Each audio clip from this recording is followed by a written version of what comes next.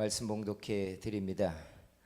그때 예수께서 안식일에 밀밭 사이로 가실새 제자들이 시장하여 이삭을 잘라 먹으니 바리새인들이 보고 예수께 말하되 보시오, 당신의 제자들이 안식일에 하지 못할 일을 하나이다. 예수께서 이르시되 다윗이 자기와 함께 한 자들이 시장할 때 한 일을 잃지 못하였느냐. 그가 하나님의 전에 들어가서 제사장 외에는 자기나 그 함께 한 자들이 먹어서는 안 되는 진설병을 먹지 아니하였느냐. 또 안식일에 제사장들이 성전 안에서 안식을 범하여도 죄가 없음을 너희가 율법에서 읽지 못하였느냐. 나는 너희에게 이르노니 성전보다 더 큰 이가 여기 있느니라. 나는 자비를 원하고 제사를 원하지 아니하노라 하신 뜻을 너희가 알았더라면 무죄한 자를 정죄하지 아니하였으리라. 인자는 안식일의 주인이니라 하시니라. 아멘. 오늘 예배하는 우리 심령에 주께서 은혜 주시되 하늘의 창을 여시고 신령한 은혜로 예배하는 우리의 심령에 갚아주시고 축복하시기를 소원합니다.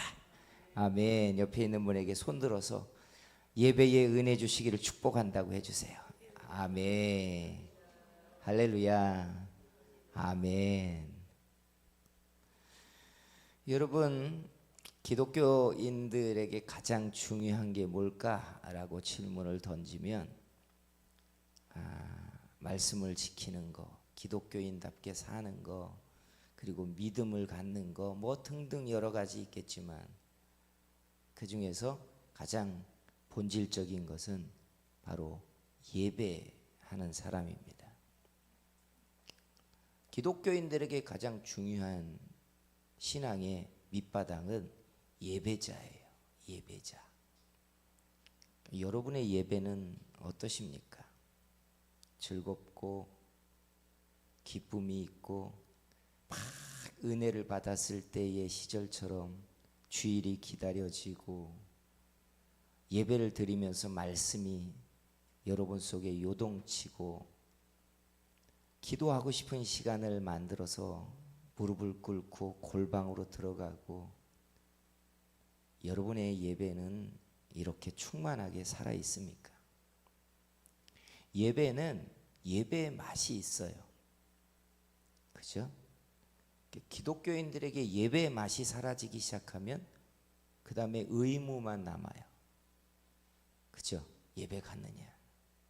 예배 참석했느냐? 예배 드리고 왔느냐?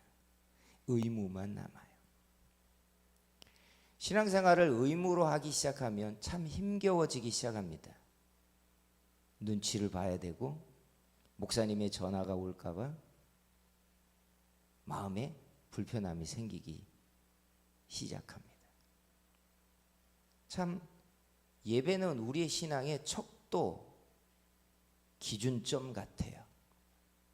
예배가 살아있고 예배의 맛이 나기 시작하면 신앙생활하는 것이 참 즐겁고 재미있습니다. 그래서 오늘 우리들의 예배가 조금 깊이 들여다보고 예배가 우리 속에서 예배되게 하는 그런 시간, 그런 말씀이 되기를 소원합니다. 오늘 우리가 읽은 이 본문에 바로 예배 논쟁이 벌어졌어요. 겉으로 드러난 것은 제자들이 안식일날 남의 밀밭을 지나면서 밀을 손으로 거두어서 비벼서 먹었다는 겁니다. 율법에 보면 나그네가 남의 밀밭에 밀을 걷어서 먹을 수 있어요. 주머니에만 안 담는다면. 그런데 이게 왜 바리새인들에게 비난거리가 됐냐? 이날이 안식일이라는 겁니다. 거룩하게 예배해야 되는 날에 하지 못할 짓을 했으니 거룩을 손상시켰고 거룩을 손상시켰으니 너희는 진짜 하나님의 사람들이 아니라는 것입니다. 3단 논법으로 이야기해버렸어요. 이게 참 3단 논법이 설득력이 있어요. 거룩을 손상시켰으니 예배를 망쳤다. 예배를 망치는 사람들이니 너희는 하나님의 사람이 아니라는 논리예요. 여기까지 오면 진짜 설득력 있게 모든 사람들이 넘어갈 수밖에 없어요. 저도 그럴 수 있잖아요. 오늘날 예배하지 않는 그리스도인이 무슨 그리스도인입니까? 목사가 이렇게 설득한다면 주일날 여러분 어디가 있습니까? 예배하지 않는 오늘날 그리스도인들이 기독교인이라고 할 수 있습니까? 자기 속에 있는 구원의 믿음이 진짜 믿음이라고 할 수 있습니까? 이런 식으로 3단 논법으로 들어가면 우리는 가짜가 돼요. 가짜가 돼요. 예전에 한참 주일을 안식일 개념으로 접근해서 이해할 때 주일날 주일학교 아이들에게 간식 사 먹으라고 돈 줬다가 혼나는 사람들 많았어요. 어떻게 주일날 돈을 쓰느냐? 그러면 예배를 망치는 거다. 예배를 망치면 계명을 어기는 거다. 계명을 어기면 믿음이 박살나는 거다. 그러니 가짜가 된다. 이런 3단 논법으로 들어가는 거예요. 그죠? 이게 참 무서운 이야기예요. 그런데 예수님은 이 예배를 망친 문제들에 대하여 말씀을 끄집어다가 이제 설명하는 내용이 본문에 등장해요. 이걸 이해하려면, 예수님의 말씀을 이해하려면 우리가 먼저 하나를 해결해야 될 게 있어요. 예배를 구성하는 가장 중요한 두 개의 개념이 있습니다. 하나는 예배하는 자와 두 번째는 예배를 받는 분의 구도입니다. 예배하는 자만 있다고 해서 예배가 되는 게 아니잖아요. 예배가 완성되려면 예배하는 자가 예배를 잘 하기도 해야 되지만 중요한 것은 예배를 받으시는 분이 그 예배를 받아야 예배는 완성되잖아요. 계시가 없던 아주 고대에도 사람들은 예배했어요. 기준점이 없고 계시가 없다 보니까 어떻게 예배해요? 나름대로 자기 정성껏 신을 경배하는 거였어요. 우리 조상들이 신이 누구인지 몰라도 누군가에게 빌어야 된다는 것 때문에 아침에 일어나 가장 맑은 냇가에 우물에 물을 떠다가 놓고 빌었잖아요. 내 비름을 받는 분이 누군지는 모르지만 비나이다 비나이다 했다고요. 이런 식으로 고대 때 하나님이 누군지 뚜렷하게 잘 몰랐고 하나님을 어떻게 예배해야 되는지에 대한 계시가 없을 때도 사람들은 예배했어요. 예배했다고요. 그런데 계시가 주어지기 시작하면서부터 하나님은 자기를 어떻게 예배해야 될지에 대한 말씀을 하기 시작했어요. 그러니까 사람의 정성과 사람의 마음보다 더 중요한 게 법대로냐는 거예요. 계명대로 예배했느냐. 지금 이걸 끌어다가 바리새인들이 이야기하는 거예요. 그런데 여러분, 가장 핵심적인 이야기가 이제 우리가 읽은 이 본문 7절에 등장했는데 뭐라고 얘기했냐면 예수님께서 7절에 이렇게 말하시는데 나는 안식일의 주인이래요. 이게 뭐예요? 나는 예배 받는 자라는 거예요. 너희가 예배하는 바로 그 자가 나라는 거예요. 그러면 누가 판정하는 거예요? 누가 좋은 예배를 했느냐, 누가 완벽한 예배를 했느냐를 누가 결정하는 거예요? 우리끼리 하는 게 아니잖아요. 속옷 갈아입고 왔습니까? 머리를 감았습니까? 정장을 갖추고 왔습니까? 예물을 미리 준비했습니까? 예배 10분 전에 와서 묵상을 하며 말씀과 하나님 앞에 예배의 중심이 드려지도록 하나님 앞에 경건하게 준비를 하고 오는 본문의 말씀을 미리 펼쳐서 성경 구절을 찾아놓고 그렇게 예배를 시작해가지고 끝까지 다른 마음 품지 않고 하나님께 예배하고 있습니까? 우리끼리 이렇게 아무리 좋은 예배를 했느냐에 대한 기준을 가지고 이야기를 하더라도 그건 우리끼리의 이야기고, 예배가 예배되려면 예배를 받으시는 분이 예배를 받아야 될 거잖아요. 지금 이 얘기예요. 나는 안식일의 주인이라는 거예요. 내가 어떤 예배를 원하는지, 내가 어떤 예배를 받는지에 대한 것을 중요하게 여겨야지 너희들끼리 안식일을 범했냐 말았느냐 이거 가지고 따진다는 거예요. 이게 참 놀라운 이야기잖아요. 그러면 안식일의 주인이 어떤 예배를 원하시느냐? 요한복음 4장 23절에 가면 우리가 너무나 잘 알죠. 하나님은 영이신 예배하는 자가 신령과 진정으로 예배할지니라 하면서 하나님은 이렇게 예배하는 자를 찾으신대요. 그런데 우리가 읽은 이 본문에 가면 7절에 예수님이 이렇게 말씀했어요. 나는 자비를 원하고 제사를 원하지 아니하노라 하신 말씀을 끌어다가 예배에 대한 이야기를 푸십니다. 근데 이 이야기가 시편 51편 16절과 17절의 말씀이었습니다. 그 말씀을 제가 다시 읽어볼게요. 시편 51편 16절과 17절에 이렇게 돼 있어요. 주께서는 제사를 기뻐하지 아니하시나니 그렇지 아니하면 내가 드렸을 것이라. 주는 번제를 기뻐하지 아니하시나이다. 하나님께서 구하는 제사는 상한 심령이라. 하나님이여 상하고 통회하는 마음을 주께서 멸시하지 아니하시리이다. 제사와 예배 차이를 아십니까? 이거 참 중요해요. 우리는 평생 예배하는 사람들인데 과연 내 예배가 얼마나 하나님께 상달됐을까를 우리는 좀 알 필요가 있기 때문에 그래요. 자, 먼저 풀게 제사와 예배의 차이입니다. 제사란 말은 구약적 용어입니다. 제물을 가지고 하나님을 경배하는 예배. 쉽게 말하면 이게 제사입니다. 그러면 예배라는 말은 그걸 담고 있는 더 큰 울타리를 말해요. 하나님을 경배하고 영화롭게 하는 행위, 이게 예배입니다.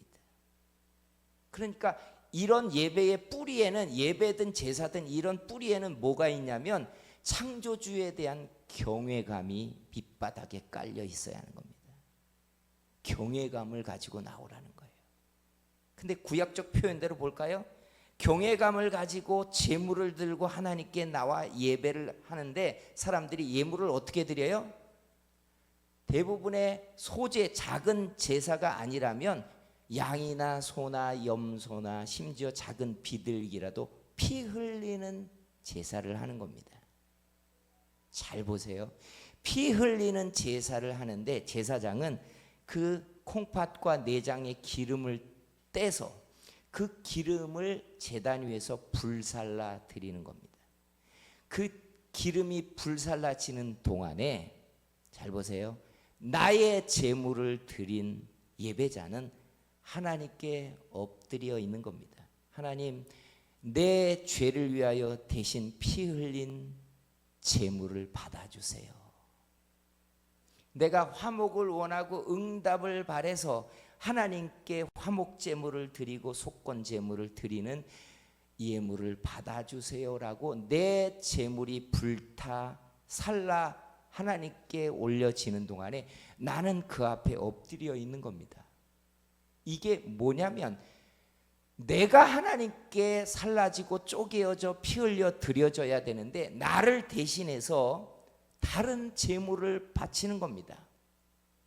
다른 양이나 소가 불태워져 드려지고 있지만 실은 내가 하나님께 쪼개져 피 흘려져서 불태워 드려지고 있는 거예요.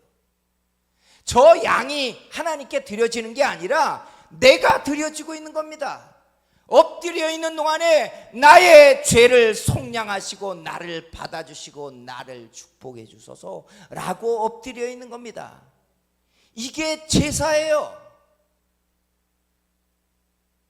이게 예배의 울타리 안에 포함되어져 있는 제사라는 겁니다. 그런데 왜 하나님이 제사를 원하지 않고 불태워 드리는 번제를 원하지 않는다고 했느냐? 사람들이 제물이 불태워지고 예물이 불태워지고 있는데 나는 엎드려 있으면서 딴 생각을 하고 있고 그 시간을 지내고 있는 겁니다. 그러니까 뭐 하는 거예요? 예배를 참석하고 있는 거예요. 이거 잘 아셔야 돼요. 내가 하나님께 드린 예물이 하나님께 상달됐을지 아니면 도장을 찍고 왔을지를 구별하는 기준이에요. 구약적 표현대로 하자면 내가 드려졌다면 나는 예배한 거예요. 근데 예배를 참석하고 구경하고 왔다면 나는 예배를 참석한 사람이에요. 근데 이게 신앙생활을 오래오래 하면 할수록, 잘 보세요, 은혜를 받았던 기간이 길어지면 길어질수록 가장 우리들에게 익숙해지는 게 뭔지 아시죠? 참여자가 되는 거예요. 예배자가 아니라 익숙한 예배 행사의 참석자가 되는 거예요. 그러니까 이사야서 1장에 오면 하나님이 이런 예배를 원하지 않는다고 합니다. 하나님을 기쁘게 하기 위해서 천천의 수양과 만만의 기름을 하나님이 기뻐하실까 하는데, 하나님이 선지자를 통하여 누가 성전문을 좀 막아라, 이런 예배 좀 못하게 해라. 왜 이런 예배하고 나면 사람들의 기억 속엔 나 이번 주에 11조 100만 원 했어요, 이 기억만 남는 겁니다. 하나님은 안 받았는데 하나님이 볼 땐 예배가 아니었던 거예요. 자기가 안 드려진 거예요. 나는 드린 적이 없이 예물만 드린 겁니다. 하나님은 나를 원하셨는데 내 마음을 쪼개서 내 죄를 받아주세요, 하나님의 긍휼이 필요합니다라고 나를 헌신하고 온 게 아니라 예물을 드리고 온 겁니다. 예물을 바치고 온 거예요. 그러니까 이런 예배를 그만하라는 거예요. 기독교인들이 주님 앞에 섰을 때 가장 배반감이 들게 되는 문제가 이거예요. 평생 예배했는데 하나님이 따져보더니 너 60평생 예배를 했는데 내가 너한테 받은 예배가 몇 번 정도 되는 줄 아느냐 하고 셈할 때. 찬양이 뭐죠? 곡조 있는 향기로운 기도라고 우리가 하잖아요. 찬양의 가사 속에 담겨져 있는 그 신앙의 고백을 나의 고백처럼 내 심정을 쏟아 놓으며 찬양을 할 때 그게 찬양입니다. 그 중심이 빠지면 우리는 기독교 노래를 하는 거예요. 예배당에 나와서 박자 좋은 막 어깨춤이 나오는 기독교 노래를 하고 힐링을 하고 돌아가는 겁니다. 이게 무슨 예배예요? 이게 무슨 예배냐고요?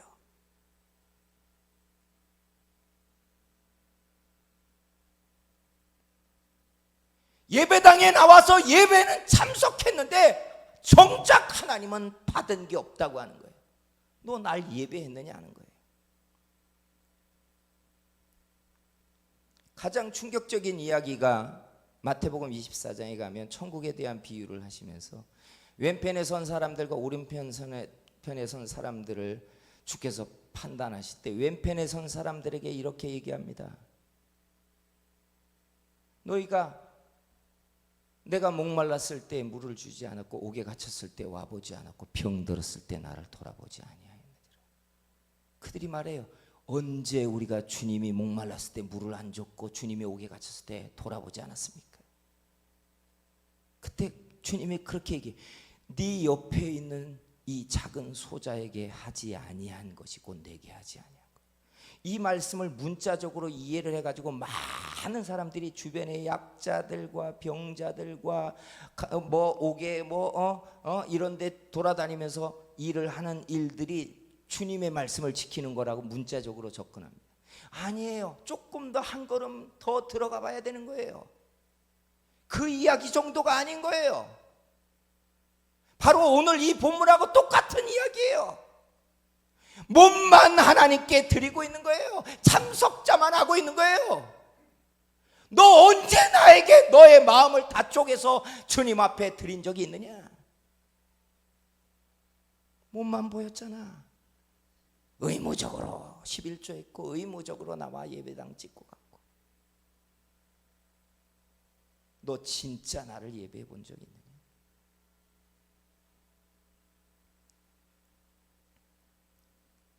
사랑하는 성도 여러분,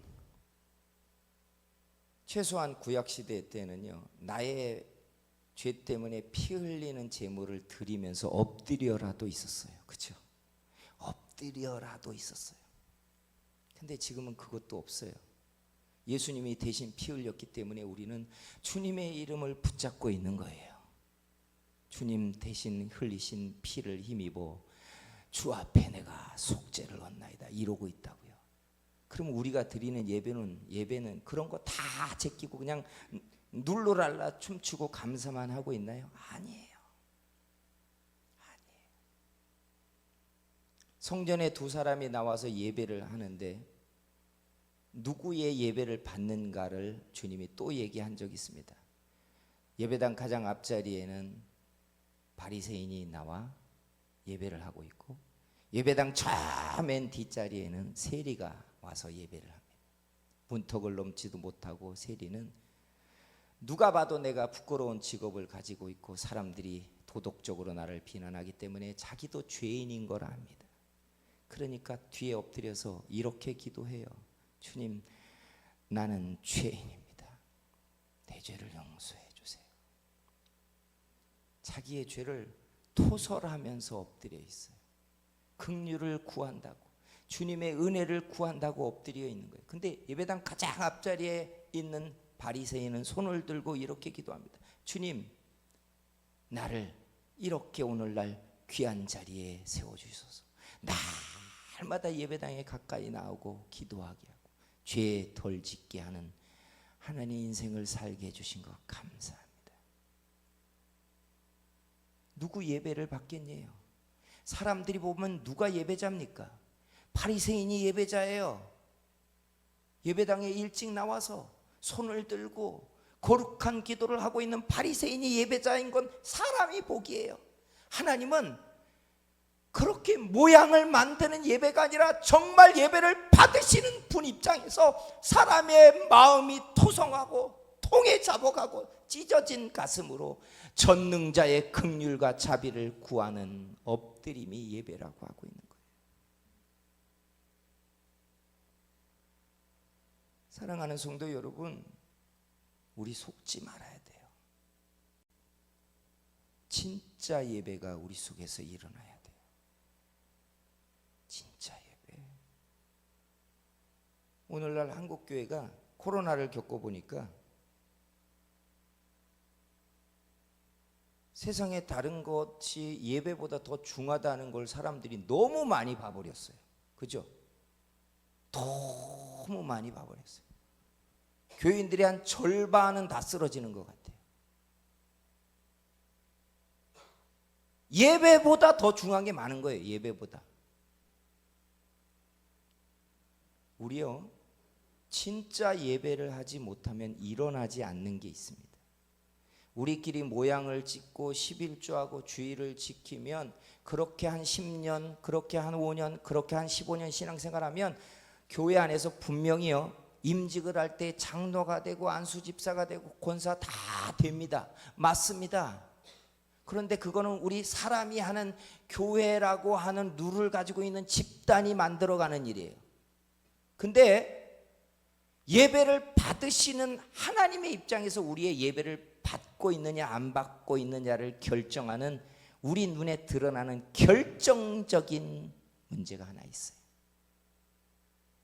예배를 하나님이 진짜 받고 계시다면, 내 예배로 하나님이 영광을 받으시고 영화로워지신다면 반드시 일어나는 게 하나님이 은혜를 부어 주십니다.